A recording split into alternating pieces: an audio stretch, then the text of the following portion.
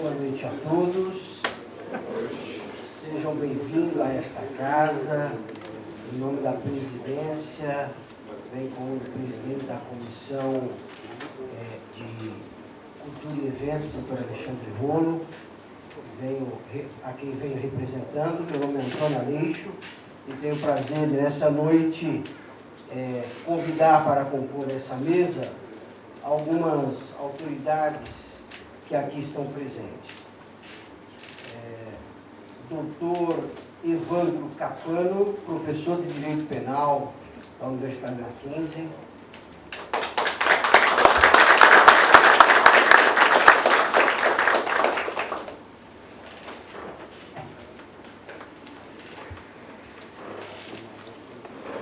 Doutor Rides de Paula Ferreira, representando a doutora Elisandra Gonçalves, presidente da OAB Subseção Santo Amaro.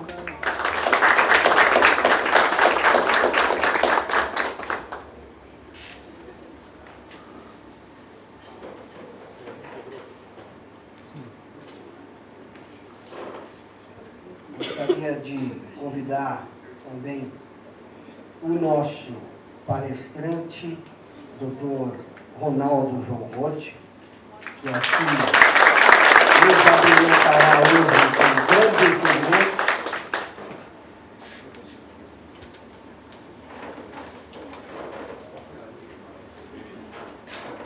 Aproveitar e agradecer a presença aqui da doutora Flávia, que veio representando a OAB Diadema, aí ela que é da Comissão de Segurança Pública, e o doutor Charles Cabral, que é da Comissão de Direito Militar, também de Diadema.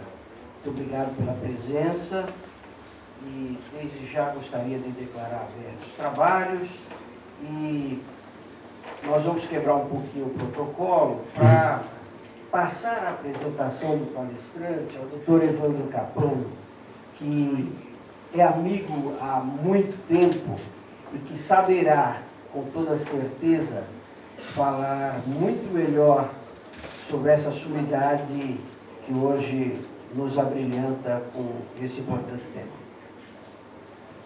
Primeiro, agradecer a oportunidade do uso da palavra para apresentar o doutor Ronaldo João Rotti, mas não somente agradecer a presidência dessa casa, o doutor Caio, que traz aquele jeito simples do interior, mas já com os nossos primeiros 100 dias de nova gestão da Ordem dos Advogados do Brasil, mostrando a que veio.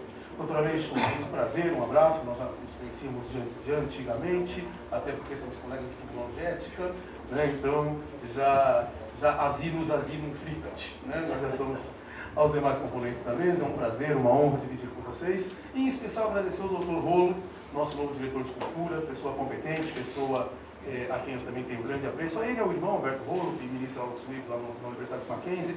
Bem, verdade que numa outra área, direito eleitoral, uma coisa assim, né? A Camila Rolo quase não tem tradição em direito eleitoral.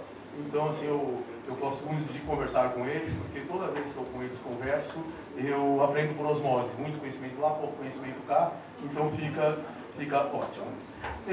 Mas eu pedi sim para fazer a apresentação do Dr. Ronaldo João Rotti na Casa da Cidadania, na Casa da Ordem dos Advogados do Brasil.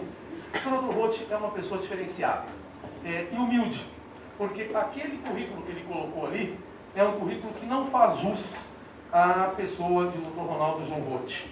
Dr. Ronaldo João Rotti, seja sempre bem-vindo a esta casa, uma casa que tem uma honra extremada em recebê-lo.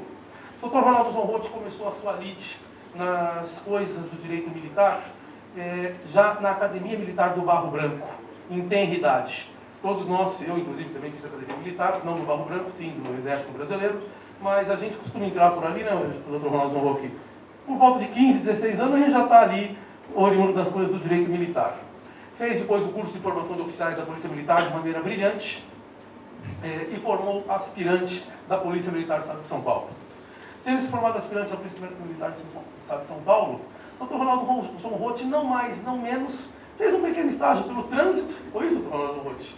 E depois, como tenente da Polícia Militar do Estado de São Paulo, assumiu o comando de grupo na Rondas Ostensivas Tobias de Aguiar. Né? Então, o Dr. Roth é oriundo do 1º de choque, né? E tem a honra, e eu gosto quando o senhor fala que a rota foi uma casa e uma experiência ímpar para o senhor. Eu tenho certeza que assim for, porque participar de uma tropa de elite da Polícia Militar do Estado de São Paulo não é para quem quer. Muitos querem, mas não podem. Muitos podem, mas não querem. Tem quem quer e quem pode. Parabéns por ter integrado as Rondas Ostensivas Tobias de Aguiar, protegendo a comunidade e a população de São Paulo. Depois disso, prestou concurso para a Justiça Militar do Estado de São Paulo, na qual logrou êxito.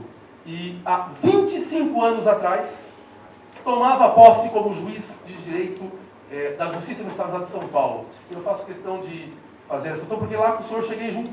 Né? Apesar de já o conhecer de antes, eu cheguei como advogado da Justiça Militar do Estado de São Paulo, perdão, da Associação dos Cabos e Soldados da Polícia Militar do Estado de São Paulo, e comecei lá a advogar, onde tinham monstros sagrados. Belisário foi secretário de Justiça.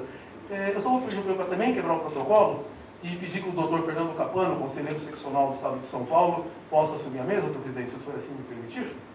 Por favor. Uma honra, doutor Fernando Capano. Pediu para justificasse que estava justamente em missão do Conselho Estadual, por isso chegou atrasado. Se for na Justiça Militar,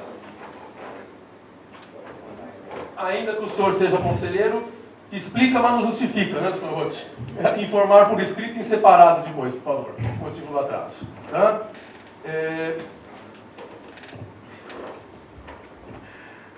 E fiz questão de apresentar ao doutor Coronel João Roque, que não se quedou, que muitos dos magistrados não continuam no seu estudo. O doutor Ronaldo João Roth é hoje seguramente um dos juristas que mais escreve na Justiça Militar do Estado de São Paulo, ou que mais escreve na Justiça Militar.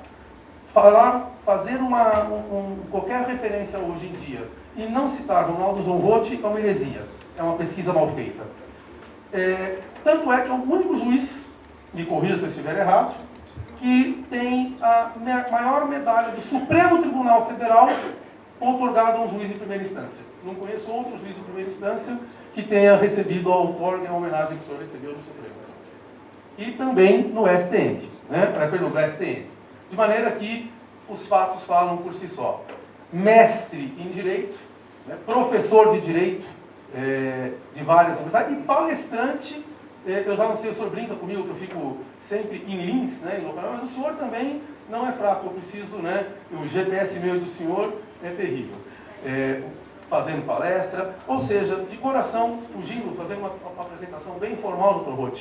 Eu quis sim tomar a palavra por 5 minutos, não vou amassá-los mais, mas eu gostaria de agradecer a presença do senhor em nome do presidente da mesa, doutor Aleixo, porque hoje nós estamos com uma pessoa, sabidamente, se não o maior jurista que já existiu aqui, com certeza alguém que tem toda a capacidade, todo o conhecimento jurídico e hoje estes neófitos vão aprender com Vossa Excelência. Muito obrigado por aqui estar, doutor Ronaldo João Roth. É muito bom ver o senhor aqui. Obrigado.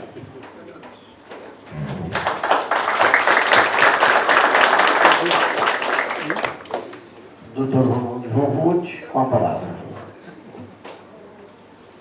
Muito obrigado. Eu queria inicialmente agradecer a mesa, aqui o doutor Caio, que está presidindo a mesa, o nosso mais proeminente conselheiro aqui da OAB, Fernando Capano, o doutor Evandro Capano, seu irmão, também ilustre e destacado advogado, o doutor Rides de Paula, representando a presidente aí da OAB Santo Amaro.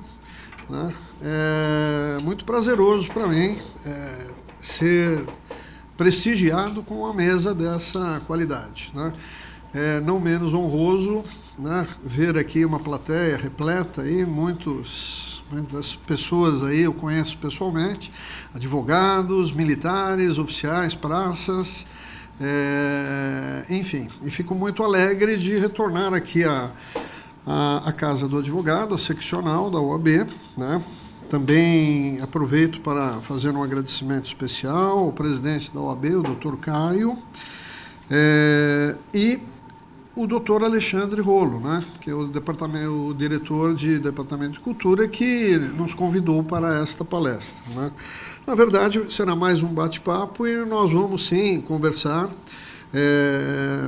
Vou procurar não cansá-los, a gente expor exatamente aí o nosso dia a dia, né? Eu sei que tem um tema que é dos mais caros para a OAB, que é a investigação defensiva, né? E este tema nós também vamos dar um espaço aí destacado na minha fala, mas eu também vou falar sobre a atuação do advogado na Justiça Militar, etc. Então, é esse o nosso propósito, né?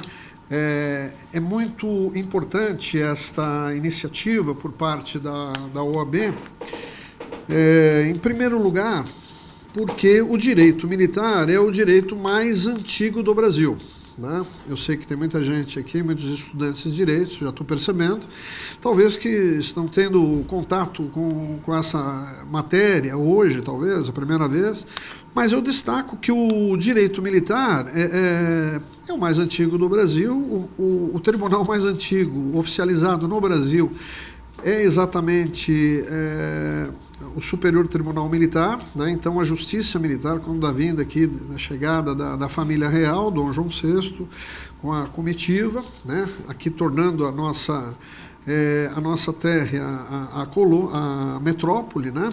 De colônia a metrópole, e institucionalizou naquela ocasião a Justiça Militar. A Justiça Militar é tão antiga, ela é mais antiga do que o próprio Tribunal do Júri. Veja, o Tribunal do Júri chegou no Brasil 14 anos depois. Então, é importante, quando a gente fala sobre a Justiça Militar, nós lembrarmos esse dado histórico, né? Então, em 1808, né, a nossa Justiça Militar chegou aqui no nosso país. E, de lá para cá, ela ocupou a história constitucional do Brasil. Em todas as nossas cartas aqui, né, desde o Império até a nossa atual Constituição Cidadã, a Justiça Militar esteve presente né, e sempre engrandecendo o direito no Brasil, né? Em 1934, a Justiça Militar passou a compor o Poder Judiciário, até porque o Poder Judiciário, naquela ocasião, ainda é embrionário, mas a partir de 1934 ela ingressou como órgão do Judiciário e hoje ocupa proeminentemente um espaço especializado aí, ao lado da Justiça Eleitoral, ao lado da Justiça Trabalhista, que são as três justiças especializadas no Brasil, né? Então, falar sobre Justiça Militar, e curiosamente o tema hoje, investigação defensiva, né, ele encontra eco exatamente na Justiça Militar, né? Essa justiça tão antiga, essa justiça tão elogiada, e essa justiça também muito pouco conhecida, né? É um paradoxo até. E eu aproveito essa minha fala inicial, né? Estamos aqui nos aquecendo para o tema.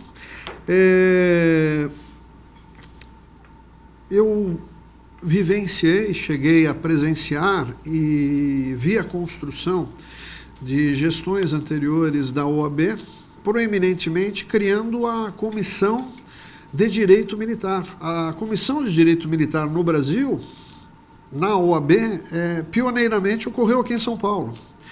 E esta Comissão de Direito Militar, né, aqui eu estou vendo alguns presidentes aí, aliás, o doutor Evandro Capano, né, presidente proeminente de uma das comissões de Direito Militar, doutor Joel de Mello, presidente também da Comissão de Direito Militar, por alguns anos, né, estiveram à frente desta comissão importante para o advogado, tão importante, veja, que ela era muito prestigiada, essa comissão, né? Ela tratava de temas como este que nós vamos conversar aqui. Eu, particularmente, né, fui muito convidado pela OAB, já devo ter aí mais de 30 palestras aí na OAB em geral, nas subseções, interior, capital, litoral, enfim, sempre atendendo a pedidos lá dos presidentes da OAB, do Departamento Cultural, para discutir o direito militar. Então, diante dessa necessidade que a própria OAB sentia, ela criou a Comissão de Direito Militar. Lamentavelmente, e aí da minha fala, na gestão anterior, já no apagar das luzes, né, nós tivemos a extinção da Comissão de Direito Militar. Né? Eu, como não pertenço ao OAB, mas sou prestigiado pelo OAB, quero aqui deixar o meu registro lamentando este episódio, né, e fazendo votos que a atual gestão, né, temos aqui um conselheiro do OAB, o doutor Fernando Capano, aqui ao meu lado esquerdo, para consertarmos isso, né? E a justiça militar, essa justiça tão antiga, tão importante, tão especializada, que presta um trabalho de excelência, né? Não só no estado de São Paulo, mas no Brasil, tem um espaço aí adequado. Os senhores terem uma ideia, né? Estamos ainda nas preliminares aqui. É muito comum o advogado chegar na Justiça Militar, e eu vou falar exatamente isso na minha palestra, né? Como o advogado atua, o que a Justiça Militar tem a oferecer para o advogado, como o advogado se sente nessa justiça especializada, e eu estou vendo aqui muitos advogados militantes na Justiça Militar, aliás, eles poderiam estar falando aqui, muito melhor do que eu até, né? Mas como eu sou convidado, eu vou retribuir aí essa menção aos nossos advogados aqui presentes. O advogado ele fica impressionado com a hospitalidade da Justiça Militar, com o atendimento que é dado ao advogado, tá certo? Pelos servidores, o servidor menos graduado ali, ele tem uma cortesia, um grande respeito pelo advogado. O advogado se sente muito importante e prestigiado na Justiça Militar. E eu, como magistrado, já há 25 anos, eu estou cansado de receber elogios que eu não sou nem merecedor, mas como eu sou juiz-presidente do colegiado, os advogados, olha, querem registrar, deixam registrado na ata, o atendimento que eu tive aqui no cartório, no corredor, aqui pelos serventuários. Então, isso eu quero trazer aqui já de antemão para todos, porque aquele que não conhece a Justiça Militar precisa conhecer, né? E quem conhece vai saber, né, que estou falando aquilo que é trivial. Então o advogado ele se impressiona, ele tem um pouco de dificuldade, porque ele vai ter um rito diferenciado, uma legislação diferenciada, daí então a OAB entender que a Comissão de Direito Militar iria suprir essa lacuna. Atualmente eu presido um processo, né? Não vou aqui falar do processo, mas até o fato de eu ser aqui convidado ocorreu em virtude desse processo. Então é bom que a gente coloque essa questão, porque eu sei que ela vai aparecer naturalmente aí, seja por pergunta ou não. Mas é um processo tido hoje como o maior na área militar do Brasil, né? Um processo com 73 volumes, né?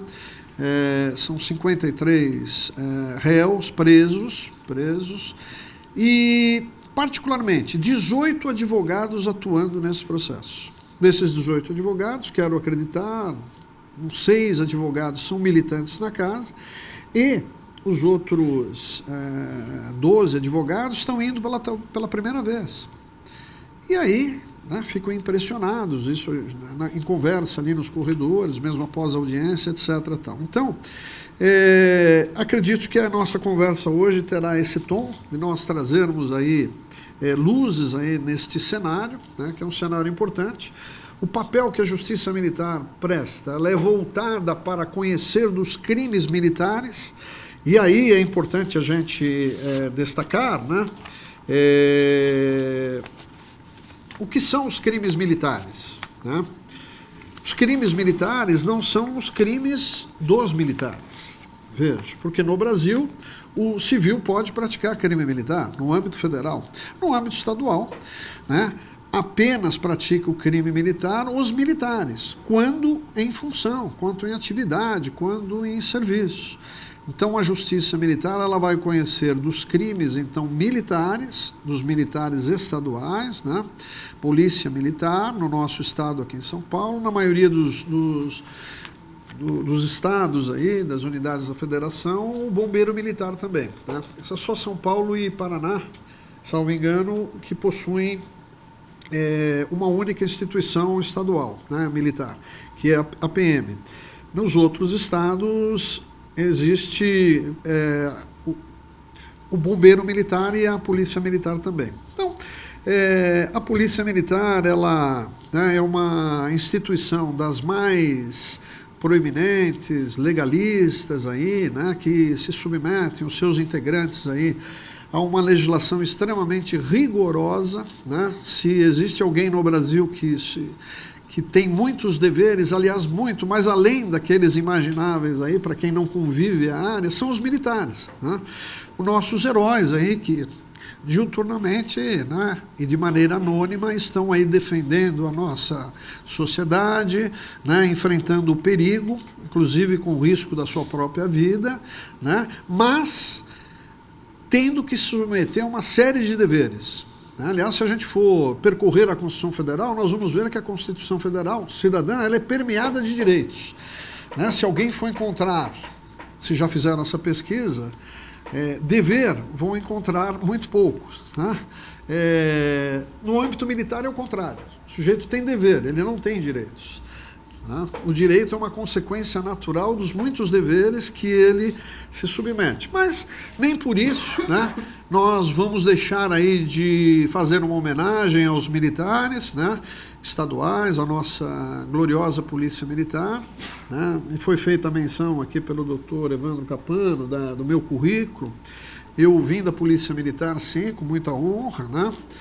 Fiz academia militar, fui oficial da PM, né? Depois prestei concurso para o Judiciário, onde estou até hoje. Então, fico muito à vontade para colocar isso, né? Aliás, destaco isso no meu currículo, né? Entendo que, na verdade, o homem, ele progride, né? E ao progredir, quando ele soma títulos, ele não deve se esquecer dos títulos que ele conquistou anteriormente, né? Porque seria um desserviço para ele próprio, né?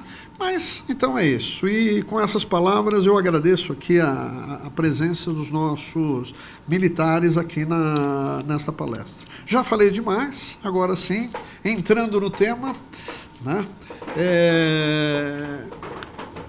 Eu começaria invertendo o tema, até para deixar o tema mais esperado aí, que é a investigação defensiva, para um segundo momento, dizer o seguinte: o que a justiça militar tem de diferente? O que ela oferece ao advogado?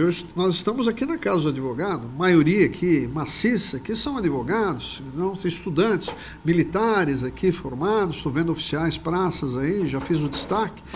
Mas o que a justiça militar oferece? Veja, então, assim, sem muita pretensão de esgotar o tema, né? A justiça militar, como órgão do Poder Judiciário, ela não se diferencia dos outros tribunais. Mas para quem não conhece a justiça militar, fica meio assustado: como é que é a justiça militar? Lá é fardado? Como é que eu tenho que ir lá? Como é que eu vou, né, transitar? Essas dúvidas todas, nós vamos verificar que, muito pelo contrário, é um local extremamente prazeroso, democrático, né? A justiça militar, eu sempre costumo dizer isso, trabalhar na justiça militar, estar colegiado. Nós temos advogados militantes aqui na mesa, o doutor Fernando Capano, Evandro Capano, o doutor Rides, militam na justiça militar, e outros N advogados que eu poderia citar, estou vendo aqui, estou vendo até o defensor público lá, o doutor Ricardo, obrigado pela presença.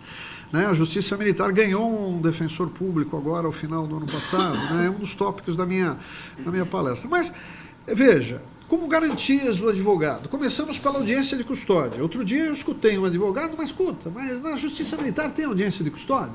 Veja, uma perguntinha básica. Sim, tem audiência de custódia, porque todo órgão do Poder Judiciário tem. E veja, é uma garantia para o advogado isso, né? Não é uma primazia da Justiça Militar, mas a Justiça Militar foi uma das pioneiras aí a adotar a audiência de custódia aqui no estado de São Paulo. Ela funciona muito bem e os advogados, né, acompanham lá as audiências, estão presentes, né, vão discutir a legalidade da prisão, se não houve, né, algum abuso, né? Vão requerer lá ao juiz a liberdade provisória, vão fazer lá os requerimentos pertinentes, etc. E o policial, né, apresentado ali por escolta, né? Todos sabem, aqui no estado de São Paulo nós temos o Presídio Militar Amon Gomes, aliás, é um presídio de excelência, uma referência no Brasil, é o único presídio que tem o ISO 9000, para vocês terem uma ideia. Então, veja, é um estabelecimento que funciona, né? Tem tudo para recuperar recuperar, ressocializar o preso, que é o militar que, cumprindo a sua função, né, num desses momentos de perigo que muito enfrenta, porque o militar enfrenta muito mais perigos do que a gente imagina, né, e numa infelicidade talvez ele, né, não tenha se saído bem, esteja lá cumprindo pena. Então, esse é o primeiro item que eu queria colocar, né? Nós temos uma resolução, a 4216, está na página lá do nosso tribunal. Aliás, eu já faria aqui uma chamada, veja, para a maioria, evidentemente, que não conhece a Justiça Militar. Entrem na página do tribunal. A página do tribunal ela tem bons ícones ali, e um deles é a Escola Judiciária Militar. Aí vocês entram na Escola Judiciária, além dos cursos, das palestras que são muito frequentes, nós temos vídeos, nós temos julgamentos simulados, nós temos artigos, livros ali. Então, veja, para aquele que está tendo contato primeiro com a área militar, aquele que quer investir no direito militar, e veja, investir no direito militar significa o seguinte, é ter um horizonte profissional. O que não dá para entender é como a Justiça Militar, com a sua antiguidade, tenha sido esquecido durante muito tempo. Veja que a OAB, né, recentemente, né, o doutor Evandro Capano vai me confirmar, o Fernando Capano aqui, de 10, 12 anos para cá, a OAB deu essa atenção para a Justiça Militar, né, criando então a Comissão de Direito Militar. Mas vamos caminhando, né? Nós temos uma regra importante, né, do nosso Código de Processo Penal Militar, porque, veja, a legislação na área militar ela é especializada. Então, nós temos uma legislação própria, né, autônoma, independente, né, subordinada, evidentemente, à Constituição Federal. O Código de Processo Penal Militar é o Código Penal Militar, além da organização judiciária. Então, o nosso Código de Processo Penal Militar tem essa regra, que é uma regra de ouro, que diz o seguinte: nenhum acusado será julgado ou processado sem defensor. Veja, uma regra, o nosso Código de Processo Penal Militar ele é de 1969. Né? Ele é muito mais moderno do que o Código de Processo Penal Comum, né? Que é de 44, né? Mas, enfim, então é uma regra de ouro aí. E aí sim, dentro das hipóteses previstas legalmente, né, se o advogado constituído não estiver presente, não puder comparecer, né, o réu será acompanhado por um defensor dativo, né, se não tiver o defensor constituído, ou por um defensor ad hoc ali para o ato, ou, agora sim, uma aquisição recente da instituição Justiça Militar, ao final do ano passado, pela Defensoria Pública, designando um defensor público.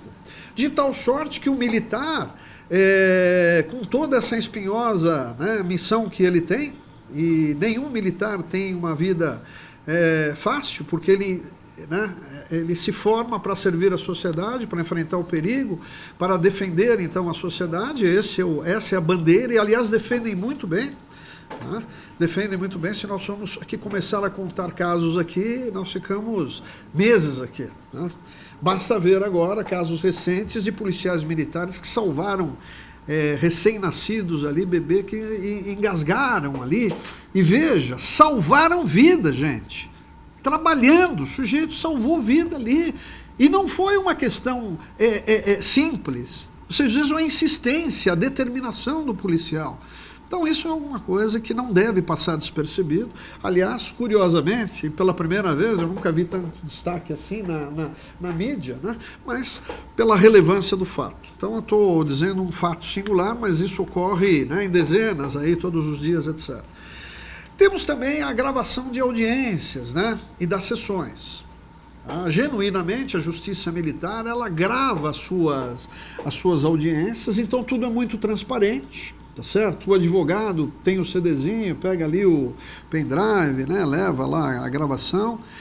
E na auditoria, onde sou juiz titular, eu tenho uma exigência a mais, né? Porque quando a gente fala em militar, é sempre exigência. A Justiça Militar não é diferente. Então, na minha auditoria, que é a primeira auditoria militar, convido a todos a ali acompanhar os trabalhos, o meu escrevente, né, o escrevente de sala, ele registra paralelamente o termo escrito. Então, nós temos lá os dois sistemas, o que a lei exige e o que o CNJ, né, estabeleceu, que é a gravação de audiências, etc. Tal. Então, né, ou seja, o advogado fica... as partes são muito prestigiadas nesse sentido. Por quê? Porque a justiça militar é transparente, né? E quem não conhece vai ver pessoalmente. Uma outra tecla importante para o advogado, e nós estamos aqui dirigindo nossa conversa, nossa fala para os advogados, são as teleaudiências, né? Hoje esse instrumentário é o mais moderno que nós temos no Brasil, essa ferramenta. Então, evita-se que o réu, as testemunhas, vítimas, tenham que se deslocar de locais distantes, do interior, da capital litoral, né? Então, eles vão ser ouvidos no fórum, basta lá um ponto, né?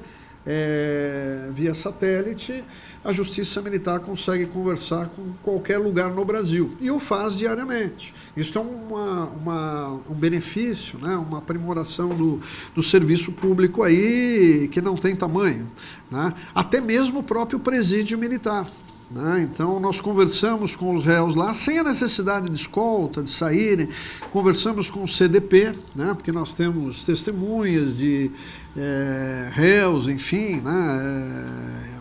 Vítimas de crimes, e aí isso tudo é feito com altíssima qualidade, sem trazer transtornos aí para o advogado, né? Vou falar um pouco aqui também, né, dentro desta questão das garantias, de como o advogado se sente bem, né, sente bem pelo ambiente, sente bem pelo convívio, pela prática, rotina ali especializada. Nós temos na Justiça Militar dois ritos processuais. Veja, no Código de Processo Penal Comum, eu vou estar lá o procedimento ordinário, sumário, sumaríssimo, procedimento do júri, né? Então, eu tenho lá, né, falências, lá, 4, 5 procedimentos. Na Justiça Militar, nós só temos 2 procedimentos. O ordinário, que engloba praticamente todos os crimes, e o procedimento especial, que engloba crimes específicos, como a deserção e a insubmissão. E dentro desse rito processual, né, procedimental, nós vamos ter, aí sim, por força da Constituição Federal, da Emenda 45, uma grande inovação: o juízo singular na primeira instância. Então, a Justiça Militar, que era originalmente, né, constituída sempre de um colegiado, de um juiz de direito presidindo o colegiado, que é formado por 4 juízes militares, ela agora tem também um juízo singular. Como é que funciona esse juízo singular? Igual funciona na Justiça Comum. O juiz de direito cuidando daqueles processos de sua competência. E quais são esses processos da competência do juiz de direito na Justiça Militar? São aqueles em que as vítimas sejam civis. Então, grosso modo, se a vítima é civil, tudo está a indicar que quem vai presidir o processo é apenas o juiz de direito. E aí é uma equiparação, né? Esse foi o propósito, né? Havia talvez aí uma crítica não devida, né? Mas enfim, de que o colegiado, né, não deveria se preocupar com os processos onde as vítimas fossem civis, e este clamor, como eu digo, indevido, enfim, acabou criando esta figura. Não é ruim, não é ruim, mas é aquela coisa: o time que ganha não precisa se mexer, né? Houve uma determinação constitucional nesse sentido, e para quem for atuar vai ter esta diferenciação. No que tange ao juízo colegiado, né, então nós vamos ter 2 tipos de conselho, 2 tipos de colegiado, sempre com 5 juízes. O juiz de direito presidente, que é o primeiro que vota, e aí uma questão muito interessante, né? Veja, nós estamos falando de um colegiado de primeira instância. Dá para fazer um paralelo com o júri? Depende. No júri você tem um rito bifásico. Na Justiça Militar, o rito é uno, tá? Ele é uno com o colegiado. Lá no júri, começa com o singular e vai para o Tribunal Popular. Então, isso já é diferente. Grosso modo, nós poderíamos dizer que o rito colegiado, ele seria mais ou menos como o tribunal do júri. Mas por que eu digo mais ou menos? Porque tem muita diferença, tem mais diferença do que semelhança. Veja, para ter uma ideia, o colegiado na justiça militar, o juiz de direito, ele preside, decide e vota, em primeiro lugar. No júri, o juiz de direito preside, mas não vota. Ele faz a sentença determinada pelos jurados. Então, isso faz toda a diferença, né? Depois do voto do juiz de direito, vem, então, os juízes militares. E aí nós temos 2 conselhos, 2 colegiados, um permanente e um especial. Aí vai depender da natureza do réu, né? Se o réu for praça, responde o conselho permanente, né? Que é uma denominação da lei de organização judiciária. E se o réu for oficial, vai ser o conselho especial. Isso é uma realidade em todo o Brasil. Bom, aí dentro do rito, como é que fica o interrogatório? Ele é no início ou no final da instrução? Veja, o nosso Código de Processo Penal Militar, ele estabelece que a instrução inicie com o interrogatório, né? E sempre foi assim, desde a edição do atual Código, que é de 69. O Código anterior, curiosamente, já previa o interrogatório ao final do processo. Então veja que o Código anterior ao atual já tinha uma previsão que hoje é considerada moderníssima.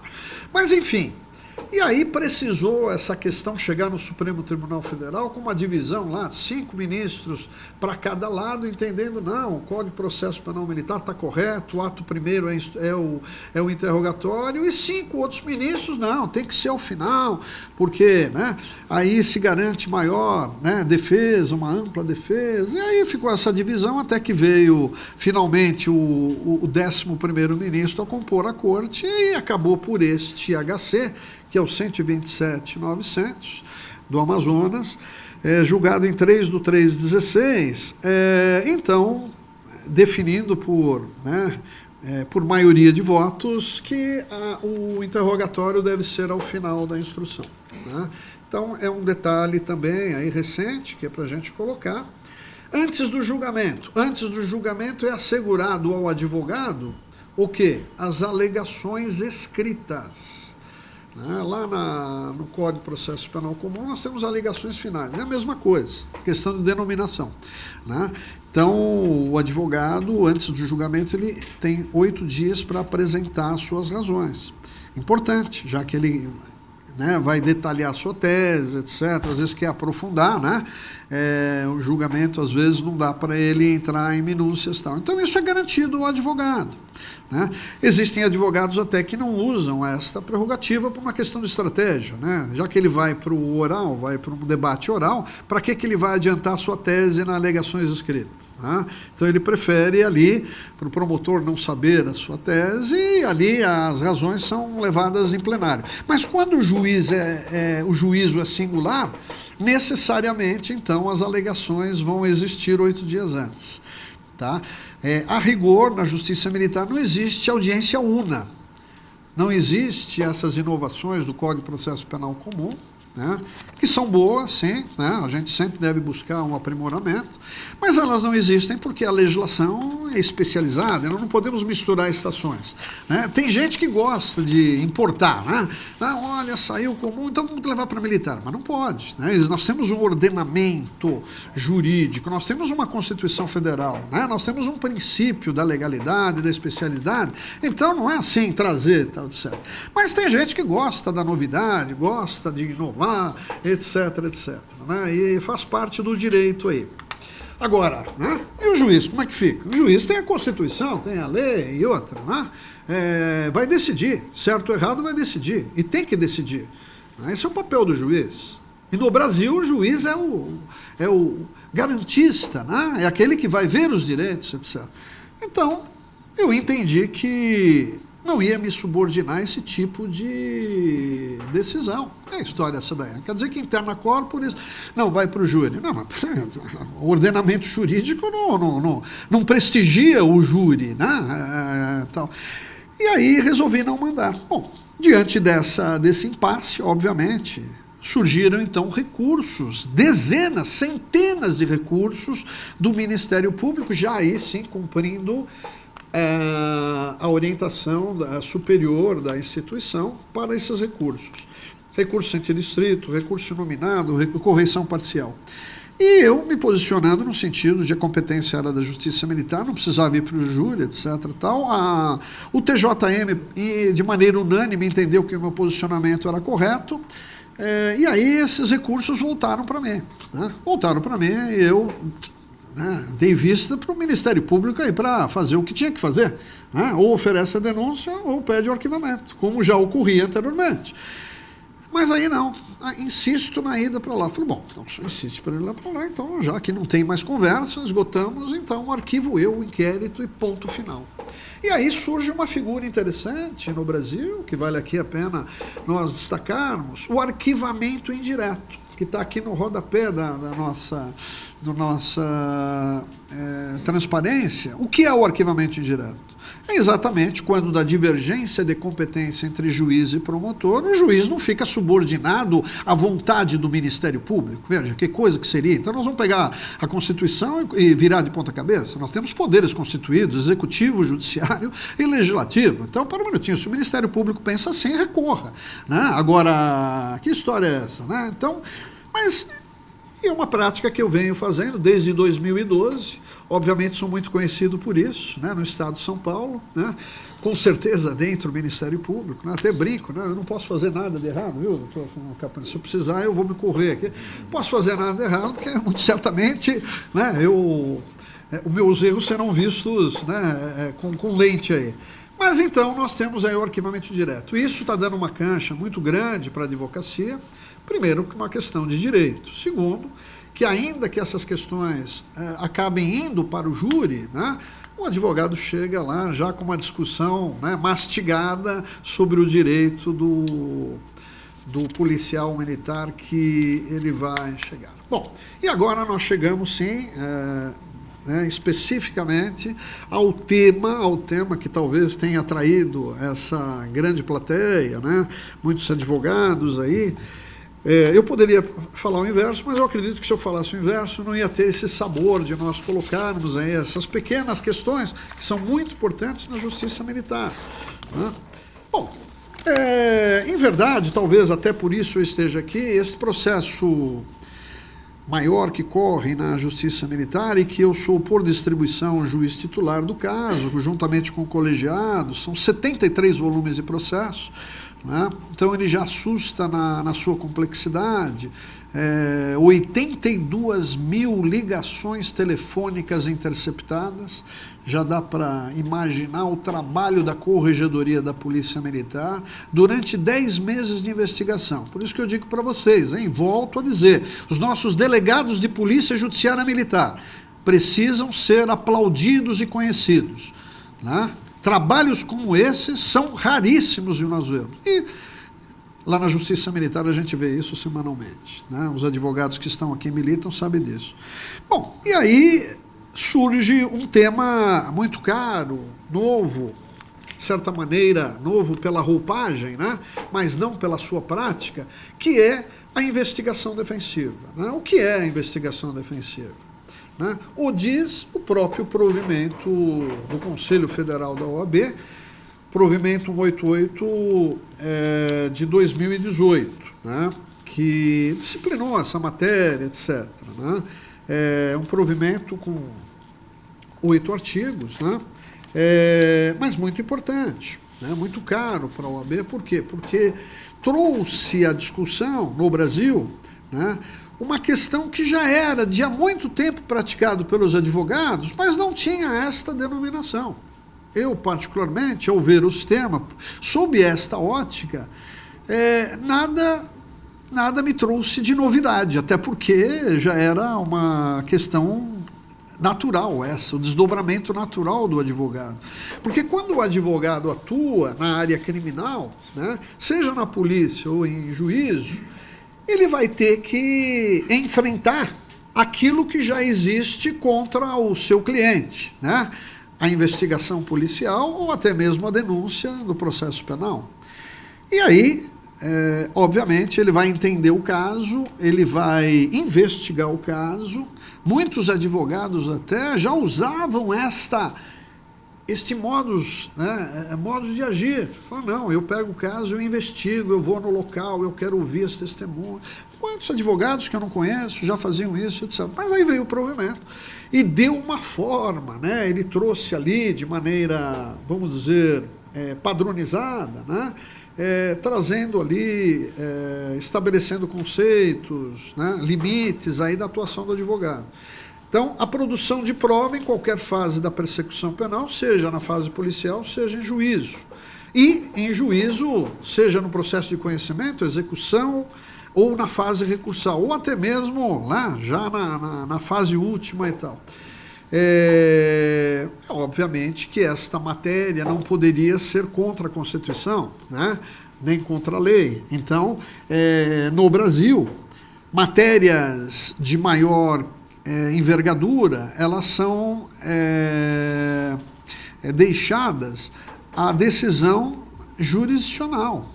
Então, por exemplo, a quebra de um sigilo, não é isso? Uma medida cautelar, né? Um mandado de busca e apreensão na residência, né? A própria prisão de alguém no Brasil, isso é matéria reservada ao juiz.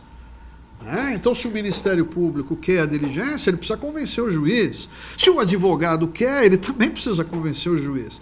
Então, esta regra, obviamente, não foi violada, né? O juiz continua sendo o garantidor de direitos, mas a ordem resolveu, então, trazer para o advogado aí, planilhando procedimentos aí, e aí eu achei muito pedagógico essa questão do que poderia ele atuar. Né? Evidentemente que, acabei de dizer, o nosso sistema acusatório, né? Primeiro fala acusação, né? Ou primeiro atua a polícia para depois o advogado entrar em cena. Então o advogado entra em cena já com o quadro, se não pronto, já bem adiantado e que ele vai ter que enfrentar, né? Entender e até desconstituir, naturalmente. Daí a necessidade de algumas incursões, né? Que agora, pelo provimento, ficam mais explícitas. Né? Por exemplo, o advogado pode entrevistar uma testemunha? Sempre pode. Ele não vai coagir a testemunha. Né? E advogados sempre fizeram isso. Né? Tem uma testemunha do caso. Né? A gente vai lá, visita ou convida no seu escritório lá, né? Olha, o senhor acabou sabendo, o senhor pode me dizer o que o senhor sabe? E aí já começa a fazer a estratégia do seu caso, etc. Então, o que na verdade, o provimento tem de excelente? Veja, ele vai permitir o advogado fazer tudo aquilo que a lei não proíbe. Né? Não tem mistério. Agora, por que esse inconformismo? Porque tudo no Brasil, né? Existem os prós e os contras. Mas eu estou com esse processo, como eu falei, muito proeminente, muito complexo, né? E aí aconteceu um fato muito interessante, porque como eu estou com réus presos e dentro do rito procedimental, os advogados foram intimados lá para produzir prova oral. E eu recebi no meu gabinete, nesse dia que intimei os 18 advogados, eu recebo no meu gabinete, aliás, estão aqui os nobres advogados, a doutora Flávia e o doutor Charles, né, no mesmo escritório, com uma petição pronta, já dizendo, excelência, o senhor está dando aqui o prazo de 5 dias aqui, nós estamos, né, à véspera de um fim de semana, enfim, de um feriado aí, na semana seguinte, e nós temos só 5 dias para rolar as testemunhas. Acontece que a gente não vai conseguir rolar testemunhas porque nós não tivemos acesso a documentos que estão no quartel. Eu, né, diante daquele pedido, que por escrito, os advogados ali, entendi perfeitamente o pedido, falei, não, lógico, vou determinar isso de pronto.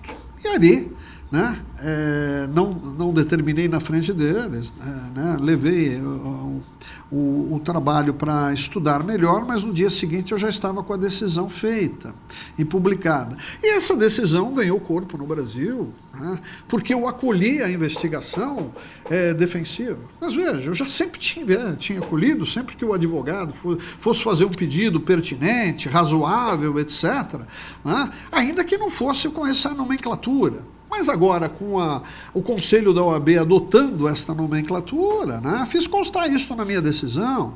Né, como poderia ter citado uma doutrina, etc., etc. Então, eu não sei por que esse inconformismo todo, mas o inconformismo a gente sabe de onde vem. Então, os advogados aqui que prestigiam a minha fala, né, na verdade, eles deveriam estar falando sobre esse tema e não eu, mas talvez tenha sido convidado exatamente por ter decidido essa questão. É uma questão aqui que eu divido com todos. Nesse provimento, então, o que nós extraímos, então, o conceito que consiste na possibilidade do acusado promover ele diretamente, esteja preso, esteja solto, através do seu advogado, diligências investigativas como meio de prova, reunindo aí subsídios para o exercício de sua defesa. Isto é um avanço no Brasil? Sim, extremamente um avanço. Nós somos um Estado democrático de direito. Né? No Estado de direito é a Constituição que está acima de tudo e de todos. Né? Ninguém está acima da Constituição. Então, veja, o exercício da democracia, o exercício da advocacia, ele passa primeiro pela Constituição Federal, ele passa aí pelas garantias asseguradas na lei, e o juiz vai ser o garantidor dessas questões. Então, no dia a dia forense, nós vemos advogados diligenciarem, produzirem sua própria prova, as contraprovas, as novas provas, sob os princípios do contraditório para a defesa. Dias atrás até, vi lá um pai lá, acabou desvendando, através de uma investigação que ele próprio produziu de maneira particular. O seu filho estava preso, se não me engano, acho que foi no Rio de Janeiro, e ele percorreu o itinerário que era atribuído ao filho, né, acho que com uma moto, eu não me lembro exatamente os detalhes, mas ele conseguiu lá pegar uma câmera de monitoramento e comprovar que, em verdade, não era o filho dele que tinha passado ali. Bom, ele levou isso na polícia e logo a seguir, já com a atuação do advogado, o filho daquele pai, né, com o coração na mão, foi resolvido. Veja, é um tipo de investigação particular que ele teve, né, a oportunidade, a determinação, qualquer pai faria isso, né? E os advogados de longa data fazem isso. É lógico que agora, com essa roupagem da investigação defensiva, tomamos mais corpo, né? A OAB cresce muito com isso. Realizar diligências. Para quê? Para o esclarecimento do fato. Colheita de depoimentos, pesquisa, obtenção de dados em órgãos públicos e privados. Isto é o que prevê o provimento. Bom, mas isso então significa que o advogado, então, doravante, ele vai lá no órgão, ele vai requerer e ele vai ter isso em mãos? Veja, o advogado não tem o poder requisitório, né? Esse é dado pelo Estado à polícia, ao Ministério Público, ao juiz. Porque, em verdade, o advogado não é integrante do Estado, né, da máquina estatal. Ele é, assim como o Ministério Público, essencial à justiça, né, um órgão essencial. Né, de tal sorte que o provimento vem equiparar aí, é uma paridade de armas, essa que é a verdade. Né, vem aí trazer esta tal... Agora, o advogado pode fazer o pedido e obter a resposta? Pode. Ué, pode. O advogado pode fazer tudo aquilo que não é proibido em lei. Então ele pode pedir. E veja, se o órgão se negar, ele tem mecanismos jurisdicionais para ir lá, habeas data, etc., tal, mandado de segurança, e ele vai conseguir aquela informação. Hoje, com a lei de transparência, toda a maioria das informações são conseguidas aí no acesso pela internet, qualquer órgão público. Isso tudo está muito facilitado. Mas veja, o provimento, então, delineou essa questão. Né? Então, eu não sei por que essa manifestação aí contrária, né? Obviamente que a investigação deve sempre ser norteada por alguns princípios, né? A preservação do sigilo das informações colhidas, né? Porque o advogado não pode colher uma informação que seja lá, né, própria de uma investigação e revelar isso para a imprensa, né? Não teria sentido isso. E também a proteção, assim como manda a Constituição Federal, e aí nada de novo, o provimento do Conselho Federal está afinado com a Constituição, né? A proteção à dignidade, aos direitos individuais, às garantias, etc. Pediria para o nosso auxiliar aqui, acho que a bateria da nossa máquina aqui, ele já vai acertar. Bom, indo mais além, um detalhezinho técnico, só me dá um socorro aqui. Mas o que eu quero dizer é o seguinte, veja, eu como magistrado, vendo todo esse salto de qualidade da OAB, eu dou aqui a minha opinião, aliás, eu já dei a minha decisão, né, muito mais do que a minha opinião. Né, favorável a este ganho de atribuições, né, da própria OAB, evidentemente toda harmonizada, adequada ao ordenamento jurídico, né, e que vai trazer um benefício muito grande aí aos jurisdicionados. E aí tem uma outra questão, veja bem, se no Brasil a investigação nos crimes aí de ação penal pública ficam aí privativos aí da polícia, tá, e do Ministério Público, nós precisamos entender também que, como todo ato humano, né, é suscetível a falhas, né? Falhas por equívocos, por deficiência, né? Não vamos nem colocar aí uma intenção dirigida, né? Mas, então, o que acontece? Veja, a atuação do advogado, ele vai trazer o quê? Ele vai trazer uma qualidade a esta apuração, né? De tal sorte que se a diligência não está sendo conduzida para um caminho correto, o advogado vai contribuir com a sua atuação. Aliás, isso já é previsto no próprio Estatuto da OAB. Ainda bem que você estava aqui, né? Correu aí e tal. Mas isso acontece. Pronto, já estamos aí, ok.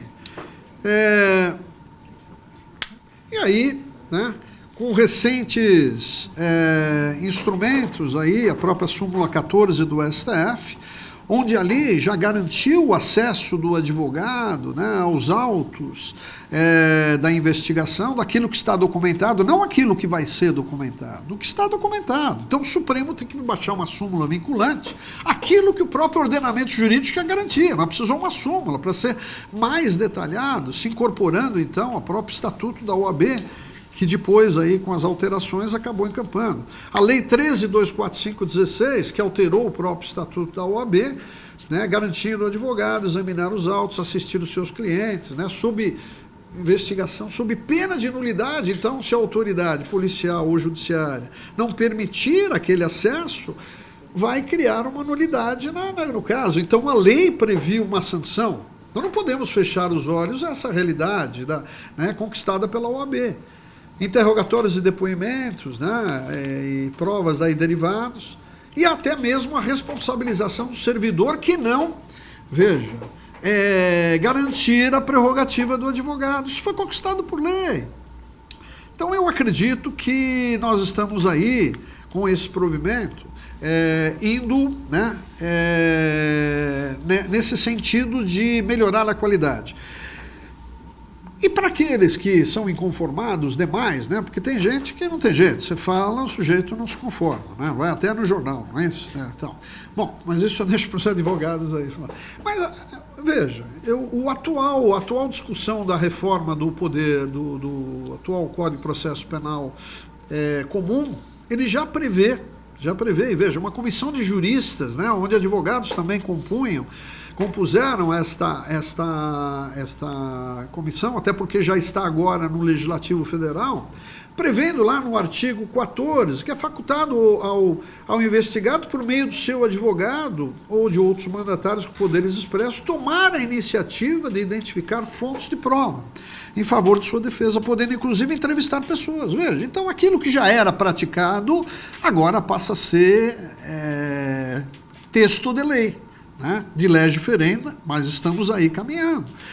O parágrafo único, as entrevistas serão realizadas de forma que não deverão trazer procedimentos, né, precedidas de esclarecimentos sobre os seus objetivos e consentimento das pessoas que serão entrevistadas. Lógico, né, é uma questão aí de ética profissional, esta questão. Então, veja, o provimento, né, se antecipou a esta conquista que também é iminente aí para acontecer. Como eu já falei, apenas reproduzindo aquilo que eu já disse, a investigação defensiva, ela vem o quê? Equilibrar a balança, né? A balança da justiça. Vem trazer uma paridade de armas, né? Diante da ineficiência ou até parcialidade das investigações, né? Equívocos aí que ocorrem diariamente, né? Atentando aí ou dando envergadura aos princípios de isonomia, contraditório e ampla defesa. Equilíbrio de forças.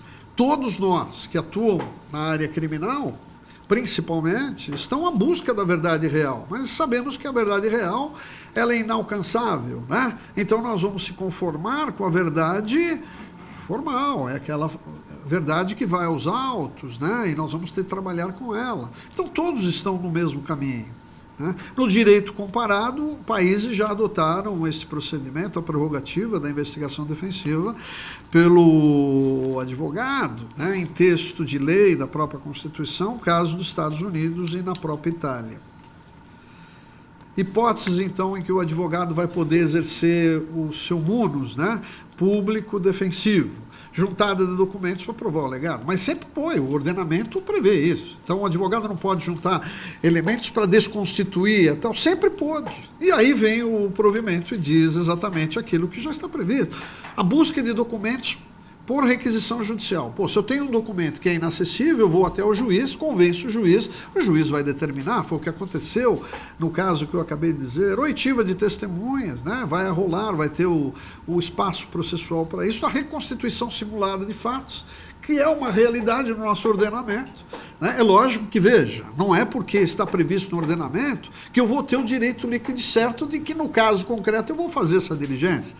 Né? O juiz do caso, que é o filtro, né, é o destinatário da prova, que vai ver a pertinência ou não disso.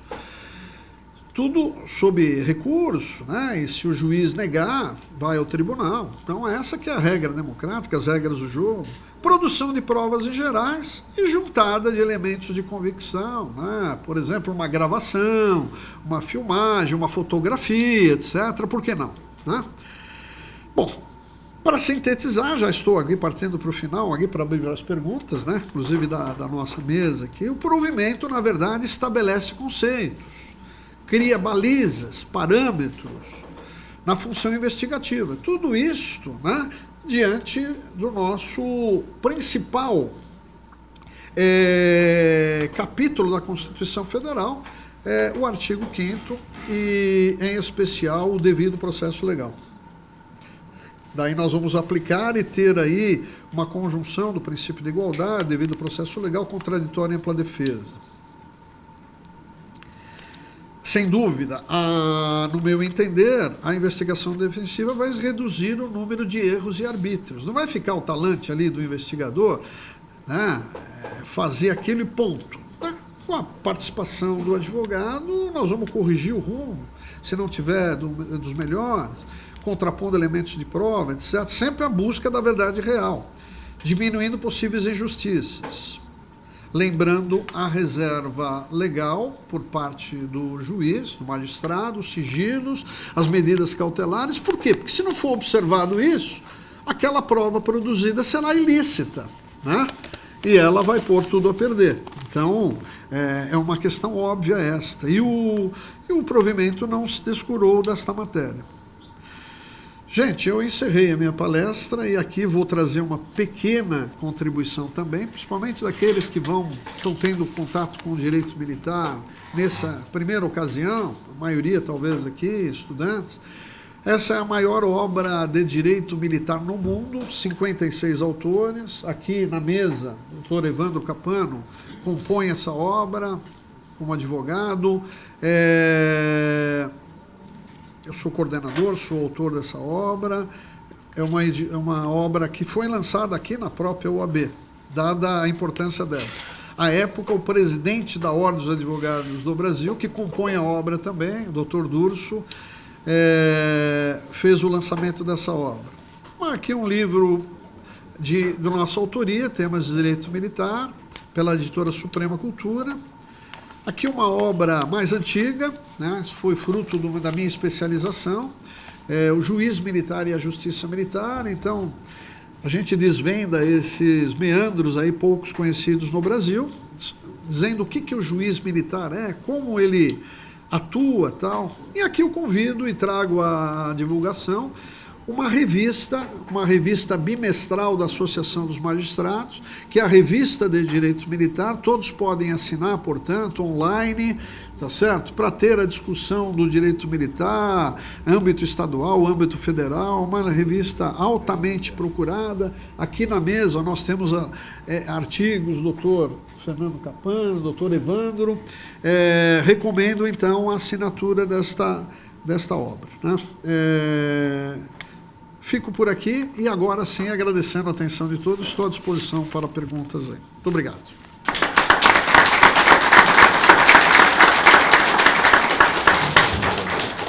Antes ainda de abrirmos para perguntas, eu gostaria de agradecer ao nosso palestrante, Dr. Ronaldo João Rotti.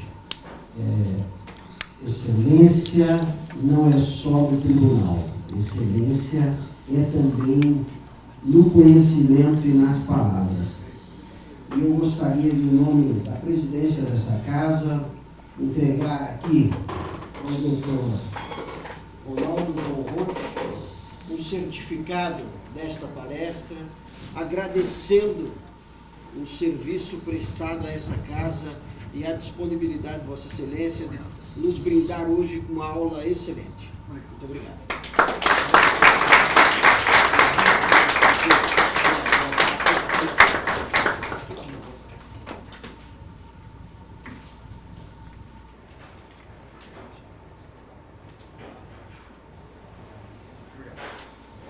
Então agora nós passamos às perguntas. Aliás, antes ainda das perguntas, nós temos uma autoridade na mesa, que é o Fernando, e na condição de presidente seccional, ele gostaria de dar uma palavra a todos vocês. Por favor. Muito boa noite a todos. Muito obrigado pela oportunidade, doutor Antônio. Na verdade, antes de mais nada, eu estou no âmbito do Conselho Seccional da OAB, nessa gestão, a partir de janeiro, né? É para mim uma honra absoluta e, em verdade, servir a advocacia paulista. Então, se a autoridade temos aqui, as autoridades são os advogados, né, presentes aqui neste plenário e, obviamente, a estrela da noite, né? Eu trago aqui uma palavra muito rápida do Conselho Seccional. Estou representando hoje aqui o Conselho Seccional, a gestão do presidente Caio Augusto. Nós tivemos aí uma eleição e fomos alçados aí à condição de gestores da Ordem dos Advogados do Brasil, aqui para a Seccional São Paulo. Temos no início de gestão e uma das plataformas que fez com que nós estivéssemos junto com esse grupo político que assumiu a gestão da Ordem dos Advogados do Brasil, aqui na Secção São Paulo, foi também a reativação da Comissão de Direito Militar, né? Eu tenho conversado bastante com o presidente Caio, tenho conversado bastante com o doutor Ricardo Toledo, que é o nosso vice-presidente, com os demais conselheiros seccionais.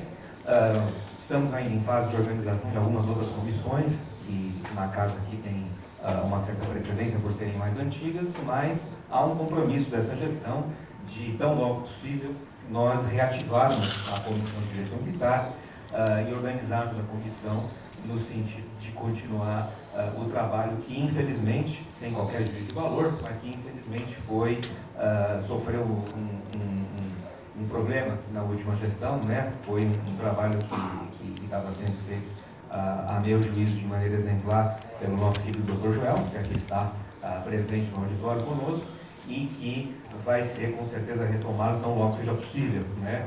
Faço um registro aqui especialíssimo antes de falar do nosso Dr. Roth, que nos brindou com essa excelente palestra e com essa excelente aula. Mas faço um registro aqui da presença de advogados militantes na área de direito militar, com muito orgulho, né? E chama a atenção, até pelo compromisso que essa gestão atual tem com a advocacia e com, com as advogadas, né? Que são hoje já a maioria nos nossos quadros, chama a atenção dos senhores para que vocês, por favor, percebam que o Jornal do Advogado não se chama mais Jornal do Advogado, o jornal se chama Jornal da Advocacia, exatamente para que nós não tenhamos aí essa escolha de gênero ao nos referir à advocacia paulista, e chama a atenção, portanto, nessa lógica. A Justiça Militar, nessas últimas 2 décadas em que a gente está militando lá, né, doutor? O senhor um pouquinho mais, né? Já tem uma estradinha um pouco maior, mas chama a atenção para que as pessoas que eventualmente vêm de fora imaginam que a Justiça Militar seja um reduto predominantemente masculino, e nós estamos, graças a Deus, com o passar dos anos, acabando com isso, razão pela qual eu chamo a atenção especial aqui da nossa querida doutora Flávia Artilheiro, né? Doutora Flávia, eu peço uma salva de palmas. Doutora Flávia, junto com o doutor Charles, são profissionais aí fantásticos, né? Eu costumo brincar com a doutora Flávia, sempre que eu a vejo nos corredores do Justiça Militar, que acaso algum dia, viu, doutor Roth, acaso algum dia eu sofro uma persecução criminal, espero que esse dia nunca chegue, mas eu vou contratá-la quando isso ocorrer, né? Ou se isso ocorrer, né, doutor Joel? Eu, doutor Joel. Doutor Joel, excelente. Também uma fantástica escolha. Então, faço uma homenagem especial aqui à doutora Flávia, que é a nossa profissional de escola dentro da advocacia militar, doutor Charles, a mesma coisa, né? E sobre o doutor Roth, afora todas as ponderações que já foram feitas pelo doutor Evandro, pelos demais membros da mesa, né? O doutor Roth é um magistrado que tem uma judicatura absolutamente corajosa.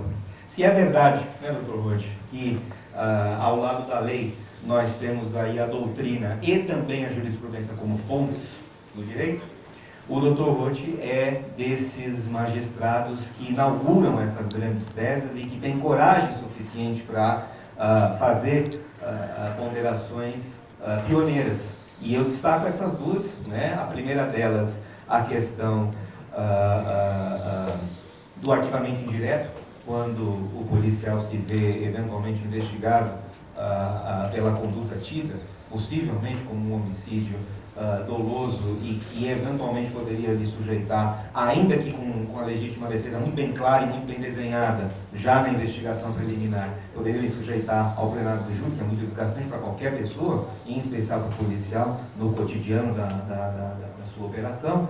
E o Dr. Roth inaugurou essa discussão que hoje, graças a Deus, tem se tornado preponderante no sentido de que a Justiça Militar tem sim essa competência para fazer esses arquivamentos indiretos, independentemente do juízo de valor dos profissionais do júri e sem qualquer capsus deminutio em relação aos profissionais que lá estão lotados. Mas é uma discussão que foi inaugurada pelo Dr. Roth e que, obviamente, faz com que nós tenhamos aí esse orgulho em poder citar essa jurisprudência como de lavra inicial do nosso Dr. Roth. E, por óbvio, não poderia deixar de mencionar a questão da investigação defensiva, né? Na lógica da paridade de armas. Nós temos aí, infelizmente, discutido bastante isso no Conselho Seccional. A advocacia nos últimos meses, em especial, tem sofrido, por parte da opinião pública, inclusive, infelizmente, tem sofrido ataques absurdos, né? E essa decisão do Dr. Roth vem em muito boa hora. Ela muito provavelmente se consolidará, porque ela prestigia, inclusive, esse provimento do Conselho Federal, que já estava mais do que na hora, diga-se de passagem, de ser efetivamente mencionado pelas decisões jurisdicionais, e reforça a possibilidade que nós advogados temos de, na medida do possível, obviamente sem querer fazer com que as nossas teses prevaleçam, mas na lógica da paridade de armas, na lógica do amplo direito de defesa e contraditório, na lógica do devido processo legal, né? A mim me parece que o legislador constituinte não deveria ou não usou palavras desnecessárias, portanto, quando ele diz amplo direito de defesa e contraditório, ele não quer dizer pequeno, ele quer dizer grande, né? Ele quer dizer efetivo. E me parece que nessa lógica, portanto, uma vez mais, nós temos aí esse prestígio ao exercício da advocacia no âmbito da Justiça Militar e, oxalá, nós tenhamos essa possibilidade de que esse tipo de decisão corajosa, de uma judicatura corajosa, né, e eu falo isso pessoalmente ao Dr. Roth, falo isso de público, não tenho problema nenhum em relação a isso, muito pelo contrário, eu acho que o que é bom tem que ser reconhecido de público, né, e em razão disso, a advocacia tem se sentido muito prestigiada e é muito bom que nós inauguremos a gestão no que concerne aos assuntos aí de interesse da advocacia militante no âmbito da Justiça Militar com a palestra do Dr. Roth.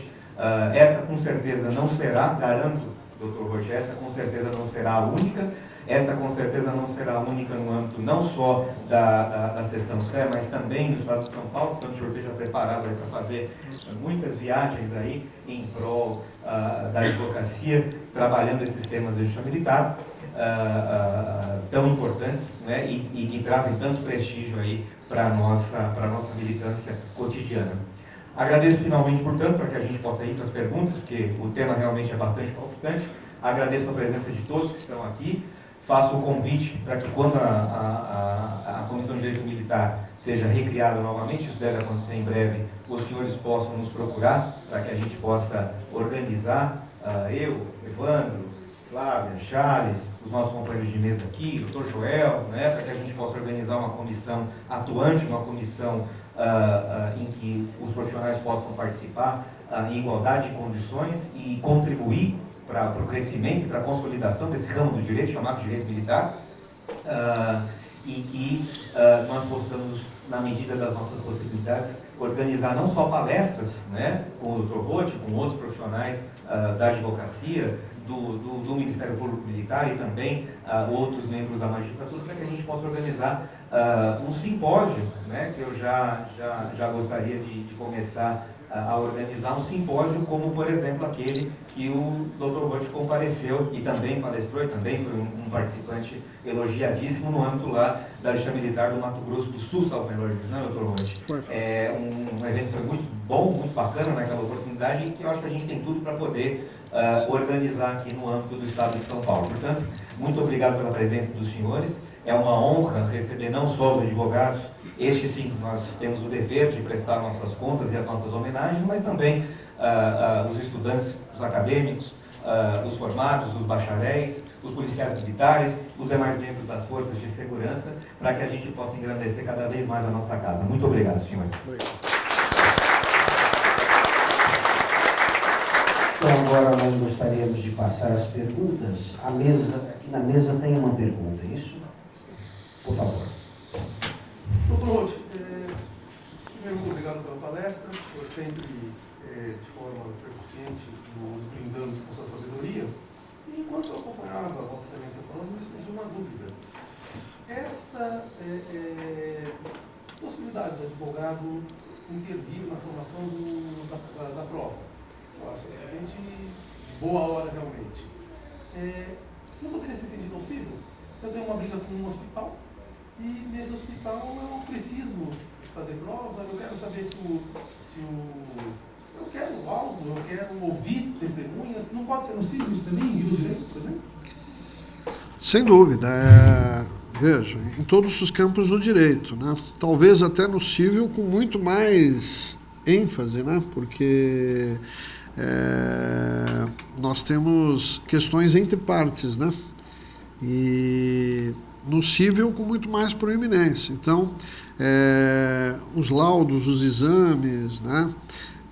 Até mesmo o lançar de mãos aí de detetives particulares. Hoje nós temos esta profissão já regulamentada no Brasil, né?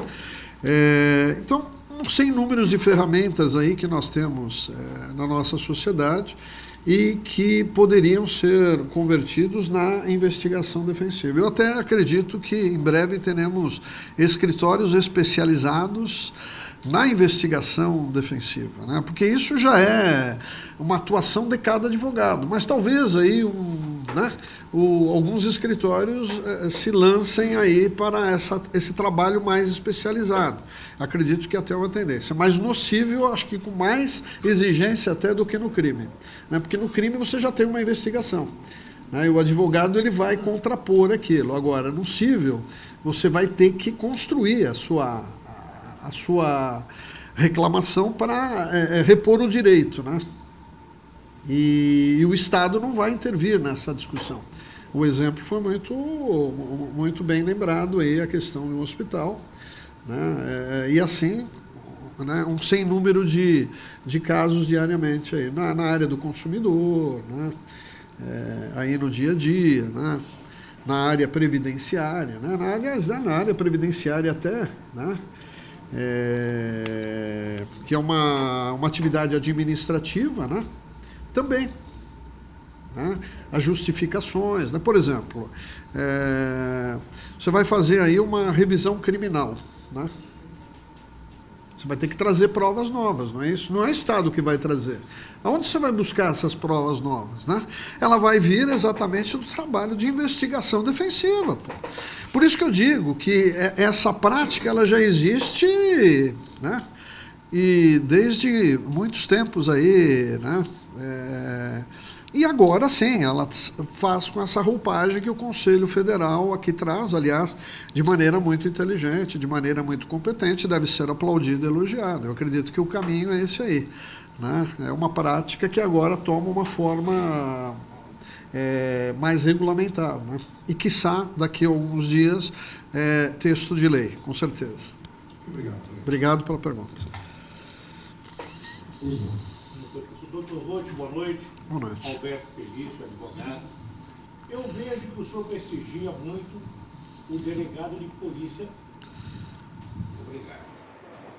Eu vejo que o senhor prestigia muito o delegado de polícia militar. E vou lhe fazer uma pergunta e vou justificar. O senhor entende que este delegado de polícia militar deva ter formação jurídica? E vou fundamentar a pergunta. Durante o carnaval passado, eu fiz parte, em nome desta casa, do gabinete de crise junto à Polícia Militar, na organização do carnaval junto com o Ministério Público. E lá eu conheci um oficial, Major Vassoler, se não me falha a memória, profundo conhecedor de direito, um estudioso, onde discutimos, e daí a minha pergunta ao senhor, se não entende ser necessário de que este delegado tenha formação jurídica. Eu sou membro dessa casa do Conselho de Prerrogativas e nós temos recebido aqui invariavelmente outros conselhos, principalmente dos médicos, onde eles têm vindo aqui aprender conosco como fazer, porque a forma que eles conduzem o processo são processos eivados de nulidade. Essa é a minha pergunta. Muito obrigado. Muito obrigado, doutor Vidal, pela pergunta, uma pergunta de porte. Não, veja, não há dúvida que o bacharel em Direito teria desembaraço, facilidade em conduzir essa questão. Mas no âmbito militar, veja, a questão ela toma uma outra forma, né? O bacharel vê muito direito, poucos deveres. O militar vê muitos deveres e pouco direito. Então, se o militar for bacharel, ótimo. A formação dos oficiais da Polícia Militar, e eu sou professor da Academia do Barro Branco, o doutor Evandro fez comigo um julgamento simulado na Academia do Barro Branco, lá cerca de 120 cadetes, lá numa tarde. Ele já tem uma formação preciosa, voltadas para a área jurídica, para permitir exatamente essas atribuições específicas, criminais, né? O bacharel, o oficial da PM não vai ter lá o direito comercial, por isso que não faz sentido ele ter, né? Por que ele vai aprender o direito comercial? Já outrora aprendermos, eu fiz academia militar, né? Ele não vai ter aí um aprofundamento aí no direito do consumidor, né, etc., mas ele vai ter uma intensa a formação em áreas jurídicas estratégicas, né? A formação do oficial é muito ampla. Até porque, veja, enquanto delegado de polícia, né, é uma carreira preciosa para a nossa sociedade, para cuidar da investigação e esclarecimento de infrações penais, o delegado de polícia judiciária ele vai fazer exatamente a mesma coisa e muito mais, porque ele comanda a tropa, ele ia ter uma atuação diuturna na segurança pública, ele vai para os locais de crime, ele enfrenta o perigo diuturnamente, ele não fica estaticamente numa sala. Então, a complexidade do oficial da Polícia Militar, e por isso aí se submete a uma exigência muito grande na Academia do Barro Branco, já supre essa necessidade. Na prática, o que acontece? O oficial com já 50% a 60% já do curso de Direito já vencido, ele vai completar as matérias em um ano e ele se torna bacharel. Isso já é uma prática, já é uma praxe. Agora, não para por aí. Então, por isso que eu digo que na área militar a questão é mais complexa. A Corregedoria da Polícia Militar, ela faz cursos periódicos daqueles que vão atuar especificamente na Polícia Judiciária Militar. Então, nós temos cursos muito bem dirigidos, inclusive de oficiais de outras unidades da federação, que vêm fazer o curso aqui em São Paulo. O índice de esclarecimento de crimes no âmbito militar é muito grande, até porque o crime no âmbito militar é exceção. Fica fácil você acompanhar, é por isso que os promotores, eu estou há 25 anos na Justiça Militar, eu nunca vi um promotor que chegou ali e reclamou ou fez críticas ao trabalho investigatório, muito pelo contrário. Né? Eu falei, pois é, você sabe por que você está elogiando esse trabalho? É que você conhecia o inquérito policial comum, né? Com todas as dificuldades, né? A falta de aparelhamento das polícias, né? O mar de crimes comuns. Né? Agora, com a Lei 13.491/17, esses crimes foram tirados da Polícia Civil e trazidos para a Polícia Judiciária Militar. Desafogou, então, a Polícia Civil, que vai ter muito mais tempo para cuidar desse mar de crimes que tem que investigar. Né? Nós temos índices de esclarecimento de crimes que são os piores do mundo. Né? Também esses crimes passaram para a competência da Justiça Militar, desafogando a soberbada Justiça Comum. Então, quando a gente trata da questão da formação, o bacharel sempre vem bem-vindo, e isso naturalmente acontece, mas não só o bacharel. Né? No âmbito militar, as exigências são maiores até. Obrigado pela pergunta. Muito obrigado.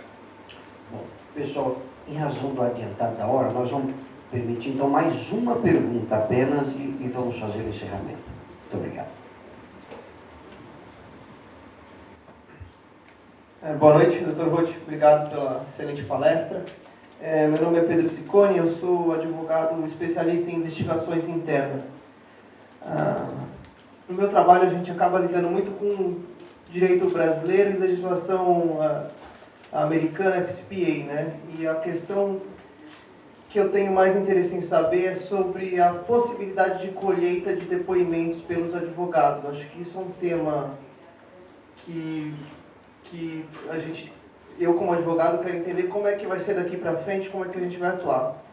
Do jeito que eu vejo atualmente, eu posso solicitar uma reunião com uma possível testemunha e obter as informações dela claramente, como o senhor explicou na sua palestra, não é proibido por lei, eu tenho esse direito.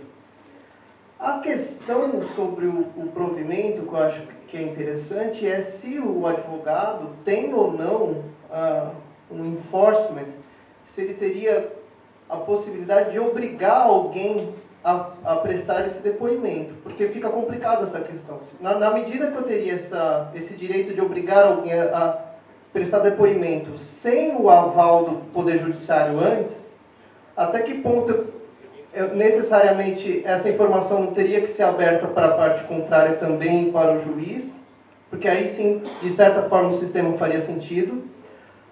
Mas se eu tivesse essa obrigatoriedade, e, por exemplo, eu obtenho informação, só que continuo com a confidencialidade da informação do advogado, também fica uma questão de direito de contraditório complicado. Então, não tem matéria legal sobre esse assunto, né? A gente ainda não tem uma lei estabelecendo esse assunto, mas eu acho que é uma questão que o direito brasileiro tem que começar a discutir sobre essas possibilidades da produção de prova pelo advogado.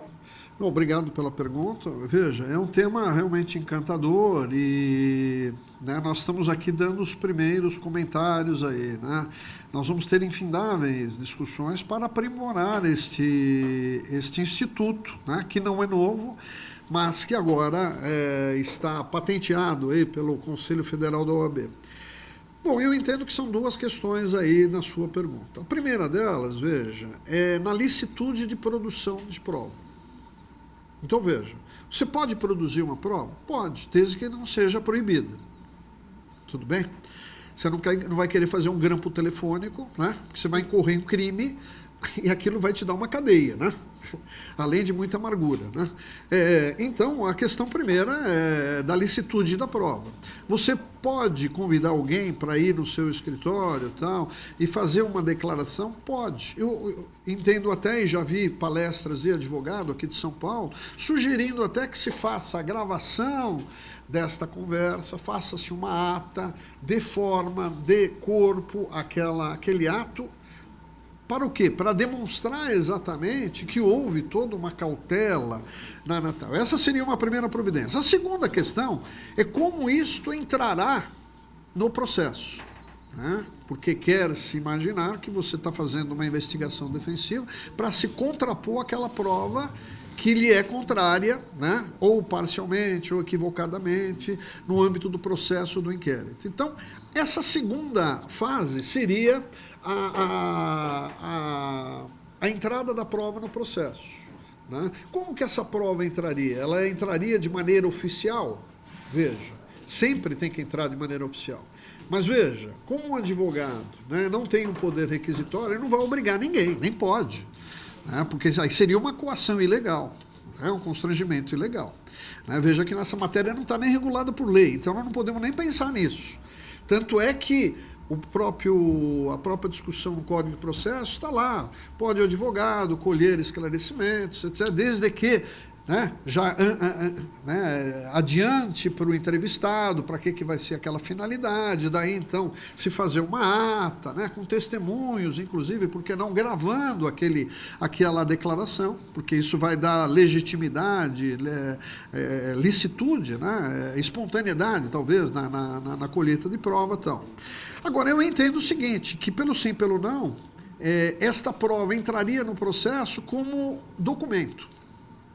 Então, veja, quer queira ou quer não, aquilo que for produzido pelo advogado, seja numa gravação, fotos, né, ou mesmo na declaração, elas vão entrar como no processo? Através de documentos.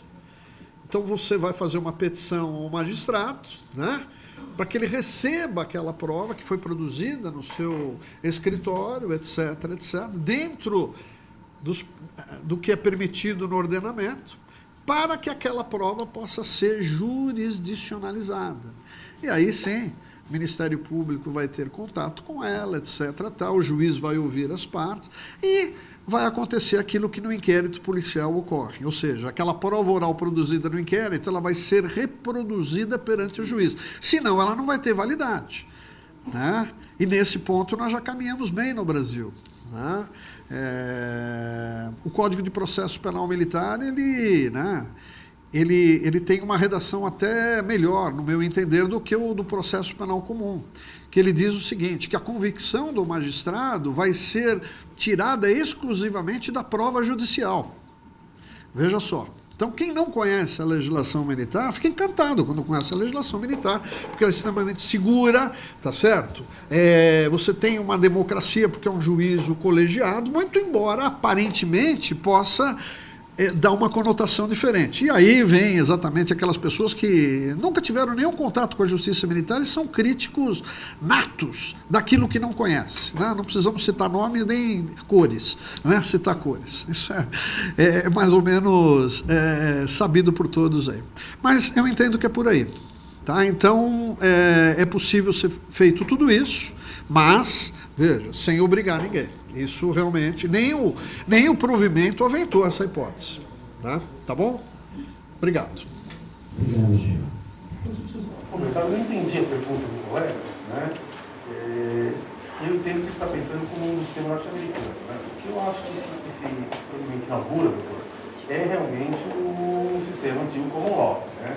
Eu acho que tem que... Lá é muito comum que os advogados intimem, as partes venham, né? A gente serve os depoimentos depois, e lá é permitido em todo qualquer processo civil e no misdemeanor, né? Eu não posso nos felonies. Então nós poderíamos, né, no Brasil, acho que esse é o próximo time, né? Os advogados intimaram, nós nos compomos entre nós, porque isso eu acho interessantíssimo. E aí, se a gente conseguir que as duas partes presentes, através dos advogados, uma dispensão de audiência, isso já vale a prova, porque as duas partes estão comuns, né? Estão acordadas. Eu acho que hoje a advocacia brasileira deu um primeiro passo, mas talvez nós estamos realmente visando isso, excluir os felonies, que seriam para nós os crimes de reclusão, né? Apesar de que o projeto de lei do Código Penal acaba com reclusão e detenção, né? Prisão, mas se nós continuarmos essa discussão de felonies e misdemeanors, seria bem interessante nós falarmos. Acredito até que pensando aí no juizado de pequenas causas tal, isso seria até muito mais simples até, né? É interessante a gente desafogar, repassar para a advocacia esse peso que tem de ter que fazer audiência com Vossa Excelência. Deixa que nós fazemos as audiências. Né? É uma tendência muito boa. Leva o judiciário, doutor, as partes não dizendo que as provas são essas. Né? Então, acho que é bem interessante, eu acho que vai ser o futuro, doutor. Vai ser o futuro. Excelente, eu sempre já disse umas perguntas, mas eu não vou conseguir dormir com essa dúvida. Eu sei que hoje em dia, os juízes, pelo menos no civil, eles estão aceitando prints de WhatsApp, conversa de áudio, como meio de prova. Na justiça militar, como é isso? Olha, é a modernidade, né? Nós estamos convivendo com essa realidade, né? O ambiente virtual aí, as redes sociais fazem parte do nosso dia a dia, né?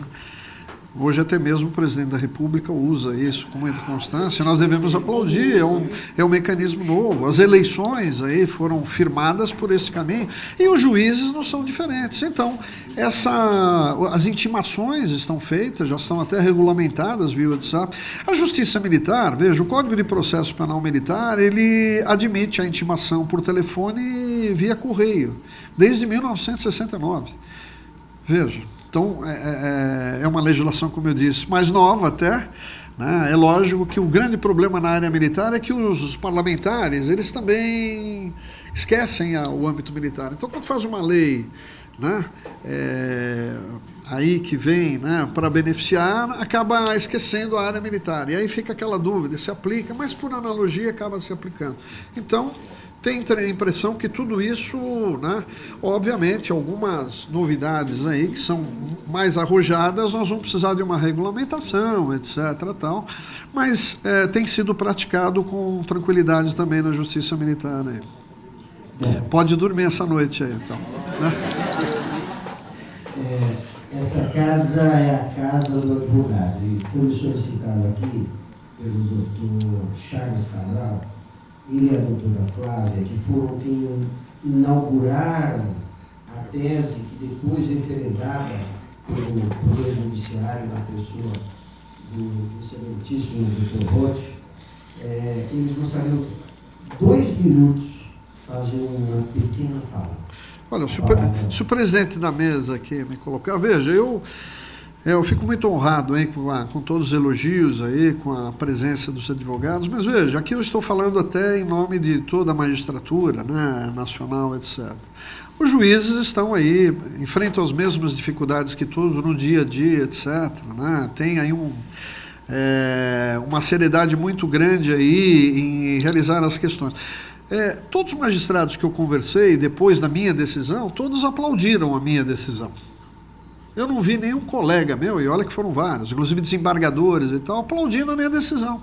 Veja, eu entendo que é por aí, gente. Né? Agora, é lógico, né? Nós também encontramos aí uma forte resistência, né? Que também é conhecida de todos aí. Mas um registro aqui de outros colegas meus que já se manifestaram também pelo fato. Obrigado, presidente. Imagina. Com a palavra do doutor Charles Cabral. Obrigado. Como eu sou cavalheiro, doutora Flávia, pois não, por favor.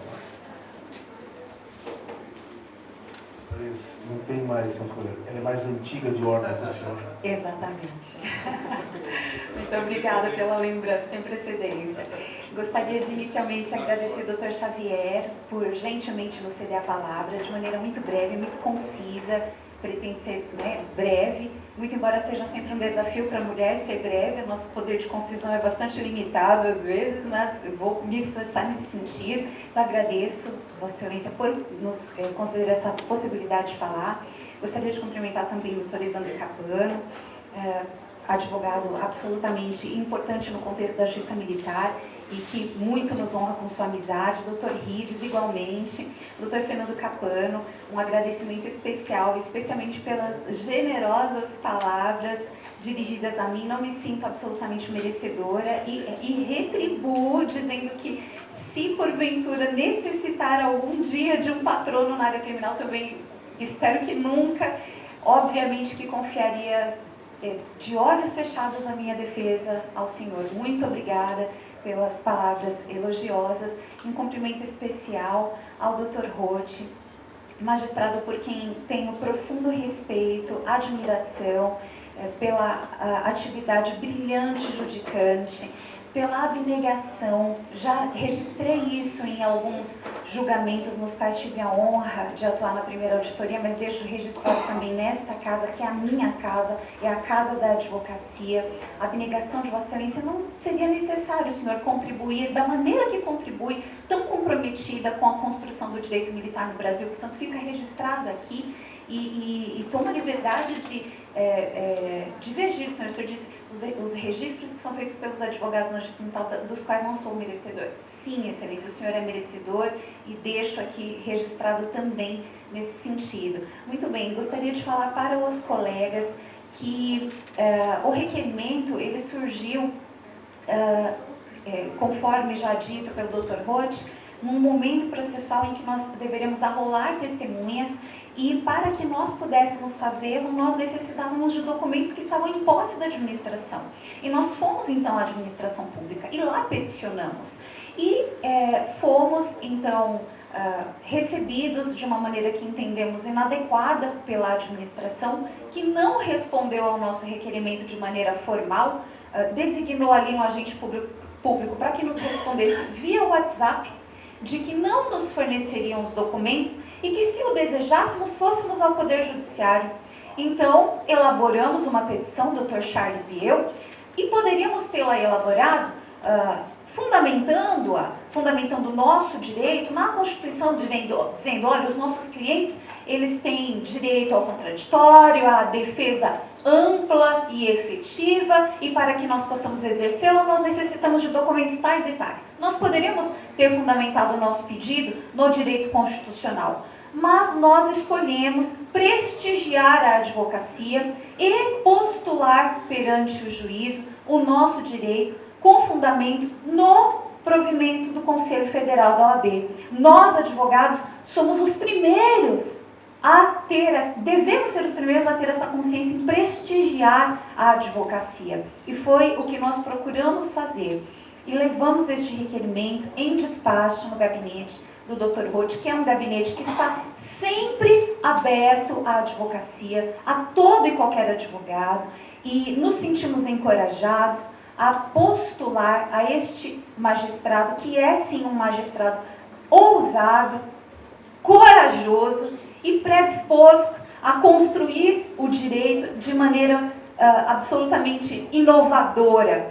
E sabíamos que estávamos postulando perante o juízo correto para aquela causa, que nos acolheria e vislumbraria ou não a viabilidade do direito, mas nos receberia e obviamente que atuou ali de maneira inovadora e ousada e vanguardista e pioneira, e nos recebeu naquela tarde, ouviu, ponderou, não nos adiantou obviamente o entendimento dele, mas nos acolheu e acolheu a nossa petição, e no outro dia, pela manhã, tivemos ali a intimação da decisão que veio a repercutir em todo o Brasil e pela qual nós estamos orgulhosamente hoje debatendo a respeito.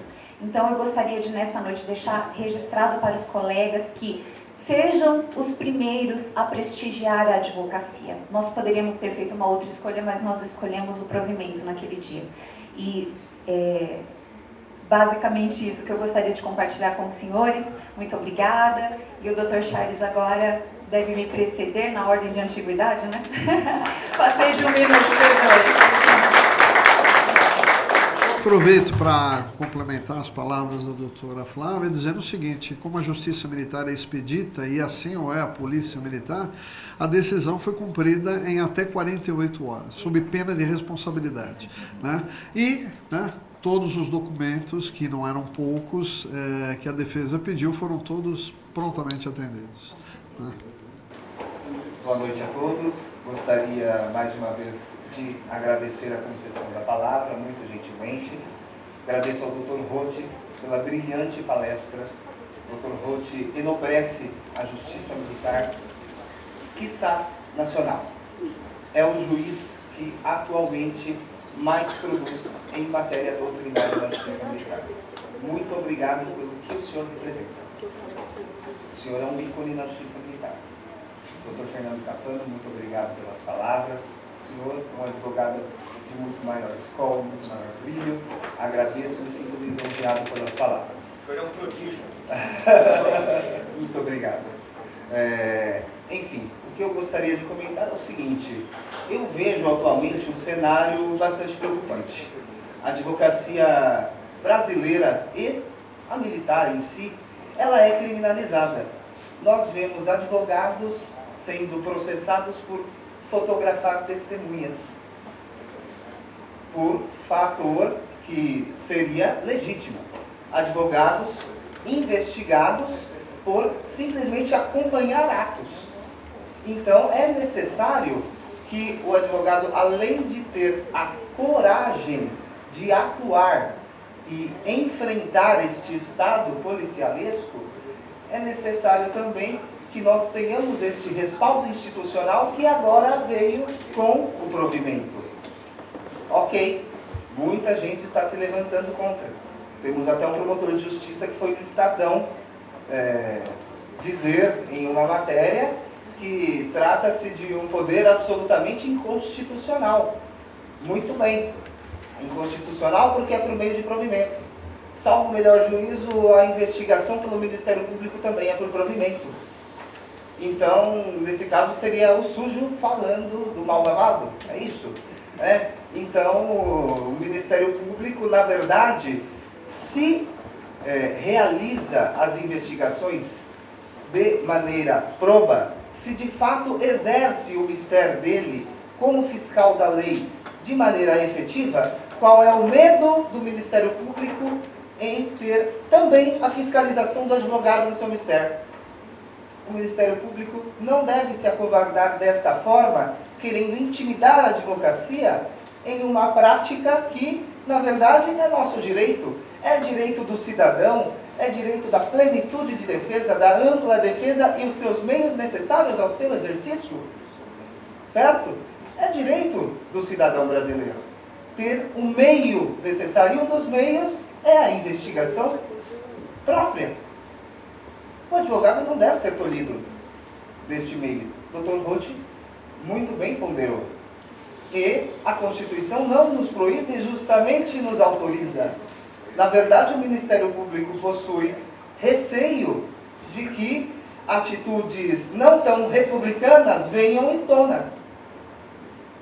Portanto, a advocacia, a função essencial, a justiça, veio agora justamente para aperfeiçoar a prestação jurisdicional.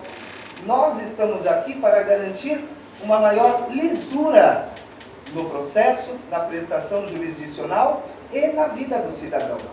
Então, vamos nos unir. Advogados, vamos nos unir. Os nossos pleitos, vamos utilizar o provimento.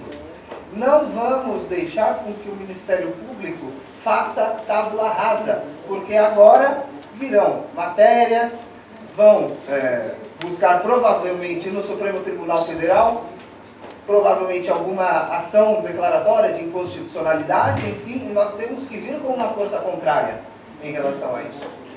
Por quê? Porque o nosso direito ele está assegurado constitucionalmente. São justamente os meios inerentes à ampla defesa. A investigação está aí. nós temos todos os instrumentos. Dr. Roth, juiz garantista, juiz corajoso e que, graças a Deus, nós temos hoje à nossa disposição, a nossa honra de ter a coragem de ser o primeiro juiz de direito do Brasil a aplicar a investigação defensiva e creio que agora se espalhará pelo Brasil todo. Muito obrigado pelo tempo, pelas palavras e agradeço mais uma vez, Dr. Roth, pela manifestação. Eu só queria falar uma coisa aqui, cara. Eu queria dar um testemunho também. Eu estou na militância como professor há 18, 19 anos. Quem achou que eu sou velho é outra coisa. E eu gostaria de dizer que eu tenho muita honra, sabe, de chamá-lo hoje de advogado, de chamá-lo de par, de chamá-lo de meu colega, porque eu tive a honra de tê-lo como aluno de graduação. E você já naquela época era um dos bons advogados, um dos bons graduandos. Tem hora que eu tenho vontade de ir embora do mundo acadêmico. E eu lembro de 3 ou 4 alunos, e você é um deles. Tá? Muito obrigado. Bem, agora, finalizando os trabalhos, agradecendo ao Dr. Evandro Capan, Dr. Fernando, Dr. Rides, doutora Flávia, Dr. Charles, especialmente o nosso palestrante, Dr. Roth, que pôde nos brindar essa noite com excelentes lições, uma aula magnânima e com a colaboração desses especialistas que puderam nos trazer luz sobre o tema. Muito obrigado a todos pela presença, pela participação e uma boa noite. Declaro encerrados os trabalhos.